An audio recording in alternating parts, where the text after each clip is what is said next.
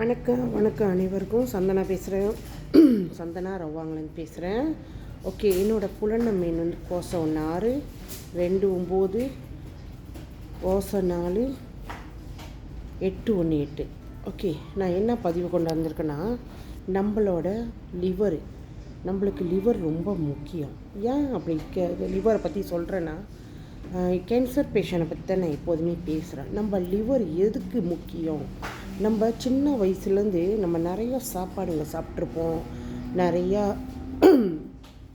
வாசனை நாத்தம் எல்லாம் நம்ம சுவாசிச்சிருப்போம். அதே மாதிரி நிறையா கேஸ் தண்ணி குடிச்சிருப்போம், இனிப்பு சாப்பிட்றோம், நிறைய கொழுப்பு விதமான சாப்பாடு, உரப்பு சாப்பாடு, இதெல்லாம் வந்து என்ன சொல்லுவாங்க, டாக்ஸின். அது எங்கே பேசுகிறோம்? நம்மளோட லிவர்னால் கல்லீரல். நீங்கள் கோழிக்குள்ளே கல்லீரல் பார்த்துருக்கீங்களா? அந்த மாதிரி தான் நம்ம லிவராக இருக்கும். ஸோ அந்த கோழி கல்லீரல் நீங்கள் பார்த்தீங்கன்னா அது மேல் ஃபுல்லாகவே அப்படியே கொழுப்பு அடைஞ்சிருக்கும். இப்போ நம்ம லிவரும் அப்படி தான் இருக்கும். ஏன்னா நம்மளுக்கு இதை பற்றிலாம் தெரியாது. ஸோ அந்த கொழுப்பு எங்கே போகும்? ஏன்னா நம்மளுக்கு வயசு ஏற ஏற எதுக்கு நம்மளுக்கு சீக்கு வருது, எதுக்கு நம்மளுக்கு ஹார்ட் பிளாக் வருது, எதுக்கு நம்ம குடலில் பிரச்சனை வருது, இதெல்லாம் எப்படி வருதுன்னா, இன்னொரு விஷயம் நம்மளோட டாக்ஸின். அதாவது நம்ம லிவர் வந்து நம்மளோட வடித்தட்டு. நம்ம சாப்பிட்றது சுவாசிக்கிறது எல்லாம் நச்சுத்தன்மைங்களை வந்து அந்த லிவர் தான் முதல்ல ஃபில்டர் பண்ணும், வடிகட்டி எடுத்துட்டு தான் நல்ல விஷயங்களை நம்ம குடலுக்கு இதை அனுப்பும். ஸோ இந்த மாதிரி அனுப்புகிறப்ப அந்த வடிகட்டுற அந்த டாக்ஸினு எங்கே போய் சேரும்? அதுதான் அதை சுற்றி கொழுப்பாக மாறி நாளடைவில் அது நம்மளுக்கு பாதிப்பாக மாறும். எப்படி பாதிப்பாக மாறும்னு கேட்டால், அதோட கொழுப்புங்கள் நம்மளோட ஹார்ட்டில் உள்ள நரம்புங்களுக்கு போகிறப்ப நம்ம ஹார்ட்டில் எதுக்கு அடைப்பு வருது? இதெல்லாம் தான் மெயின் காரணம். கொழுப்பு எங்கேருந்து வருது? அந்த அடைப்பு என்ன வெளியேருந்தா வருதுங்க? நம்ம சாப்பிட்ற சாப்பாடு நம்ம உள்ளுக்கு அனுப்புறது தான் அந்த கொழுப்பு தான் போய் நம்மளோட ஹார்ட்டில் உள்ள நரம்புங்களுக்கும் கொழுப்பாக போய் அடைப்பு கொடுக்கறது.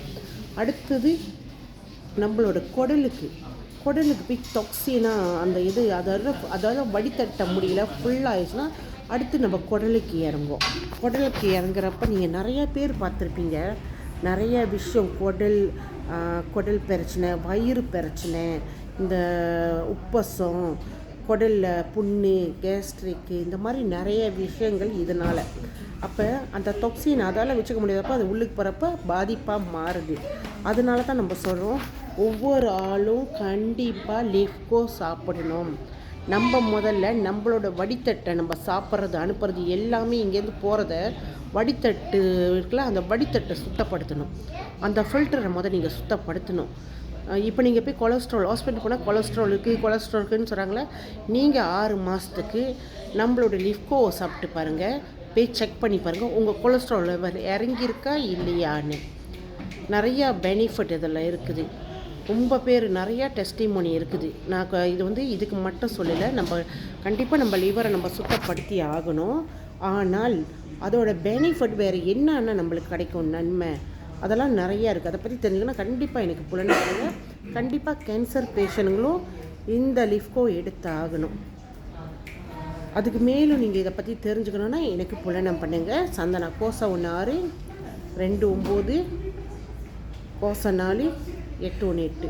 நீங்கள் எவ்வளோ தூரம் இருந்தாலும் பரவாயில்ல, கண்டிப்பாக எனக்கு புலனம் பண்ணுங்கள். நான் உங்களை கைட் பண்ணுறேன், நான் உங்களுக்கு சொல்லித்தரேன். இந்த ப்ராடக்டை நீங்கள் எவ்வளோ தூரமாக இருந்தாலும் நான் அனுப்பி வைக்க முடியும். ஓகே, அடுத்து எல்லோருமே இப்போ இருக்கிற சூழ்நிலையில் ரொம்ப நோயாளிங்க, நிறைய நோய் நம்மளுக்கு. அதாவது புற்றுநோயின்ற ஒரு நோய் எல்லாத்தையும் உலகத்தையும் ஆட்டி படைக்குது. நம்ம பிரார்த்தனை பண்ணிக்குவோம், எல்லோரும் எப்போதுமே ஆரோக்கியமாக அவங்க குடும்பத்தோடு சந்தோஷமாக இருக்க இறைவனை பிரார்த்திக்கும். நன்றி, வணக்கம்.